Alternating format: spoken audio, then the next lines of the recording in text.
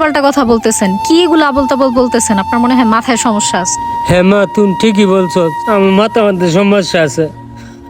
আর সমস্যা না থাকলে তোরে ছোট কাল তোকে বিয়ে করে ফেলতাম।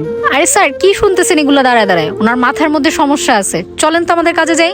আরে দাঁড়াও, এই রফিক কাকাকে আমি অনেক আগে থেকেই চিনি। এই কাকা অনেক আগে থেকে এখানে কাজ করে, আর তার ব্যাপারে আমি অনেক ভালোভাবেই জানি। ঠিক আছে, তাকে আমি দেখি নাই কখনো মিথ্যা কথা বলতে। সে 5 ওয়াক্ত নামাজ পড়ে। আসলে ঘটনাটা কি সেটা বলো তুমি। আরে স্যার, আপনি এগুলো কি বলেন? আর শোনো, এই রফিক কাকা যে তোমার বাবা, এটা আমি অনেক আগে থেকেই জানি। কিন্তু আজকে তোমার বাবাকে অস্বীকার করবা সেটা আমি কখনোই ভাবতে পারিনি। আমি ভাবছিলাম তুমি তোমার বাবার মতো কখনো মিথ্যা কথা বলবো না, তুমি তোমার বাবার মতো সৎ হবা। আমাদের অফিসে একজন বিশ্বস্ত লোক দরকার, তাই তোমাকে সিলেক্ট করছিলাম। তোমার স্কুল, কলেজ এবং কি ভার্সিটিতে এত সুন্দর রেজাল্ট, এত ভালো রেজাল্ট করে এত শিক্ষিত মানুষ তুমি তোমার বাবার পরিচয় দিতে চাও না, তাই না? এই শিক্ষার কি মূল্য আছে বলো?